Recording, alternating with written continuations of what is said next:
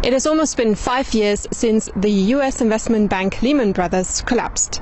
Today I'm speaking to Andreas Dombret about the lessons learned. Mr. Dombret is on the board of the German Bundesbank and he is in charge of financial stability. Mr. Dombret, we've seen a raft of new rules and regulatory changes. Would the financial system now be in a position to cope with a similar failure like Lehman Brothers? First, let me start by saying that the financial system is much safer now than it was in 2008. Capital has been strengthened, and that's the right thing to do. That was the right thing to do, and we're in a better place than we were in 2008. Nevertheless, one cannot rule out bank failures, and one also should not rule out bank failures, because in a market economy, that's not something to be ruled out. We have made a lot of progress conceptually, how to solve the too big to fail issue, but in terms of implementation we are lacking quite a number of steps. So you can never rule out a bank failure. We are conceptually in a better place, but not in terms of implementation. More things need to be done. In a survey from Global Finance on the world's safest banks, the top 10 are in Europe. But critics say that they're more or less all in government's hands. So how long or when do you think Eurozone banks will be able to stand on their own feet again? Now, Eurozone banks are very diverse, different countries, different banking systems, and different challenges. Nevertheless, also the European banks are in better shape, as I just said, now than they were in 2008. And I'm quite confident that we will have a period of financial stability ahead of us, especially if we continue with the regulatory reform. All the regulatory reforms are trying to make this a safer place and to increase and enhance financial stability. So where do you see the system's weaknesses? The system's weaknesses have to do with the sovereign debt crisis, which is still not over yet. Again, we have seen progress, but we shouldn't be too confident that everything will go the way we expect it to go.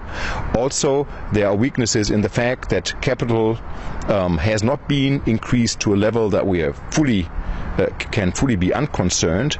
Also, please don't forget that banks will have to cope with legacy assets. So the sovereign debt crisis, legacy assets, and the fact that liquidity and capital can still be increased are probably the three systems weaknesses as we speak.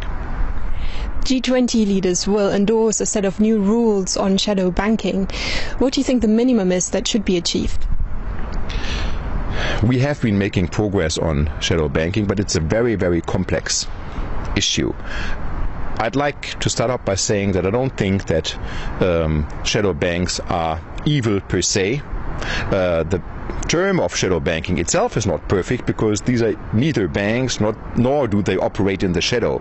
They operate pretty much in the open, and it sort of gives a wrong impression. Having said that, it's clear that in times of higher regulation, banking activities may be shifted to areas which are not regulated. And whenever there is a systemic risk, we need to see the risks, we need to be able to analyze them, and we need to be able to regulate them. So that's the minimum. I know that especially the German side in the G20 meeting at the beginning of September is very much looking at making progress in terms of shadow banking. Do you think that the combined effect of the new rules will create new risks to financial stability? We have had impact studies on almost every aspect of this new regulation, and we went very carefully about those impact studies. Again, as you said, the combined effects are not very easy to see, so we have to be very careful, and we have to be diligent and patient in introducing them. This is why we have long periods of transitions, and this is also helpful to those banks getting used to those regulations. All these aspects properly introduced will enhance financial stability, so I am not too much worried about the effect. But again, we have to be careful, and we have to be, if need be, also we need to be able to change things should they really become apparent, but that's not something I see right now.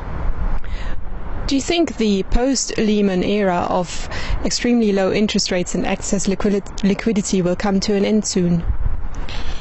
I don't want to speculate about that. That's something the ECB Governing Council will decide in due term. Clearly, very low interest rates are also a drag on banks' profitability and on banks' activities, but again, I don't want to speculate on any limits and exits. Do you see any asset bubbles forming, though? In Germany, and that's the market I'm looking out for, I don't see assets bubbles forming. Nevertheless, should we have a very long and extended period of low interest rates combined with ample liquidity, this is something where in other countries history has shown that asset bubbles can build up. So this is something for the future not to rule out, but at present we don't see any asset bubbles forming whatsoever. Thank you very much, Mr. Dombret. Thank you. I'm Eva Taylor, and this is Reuters.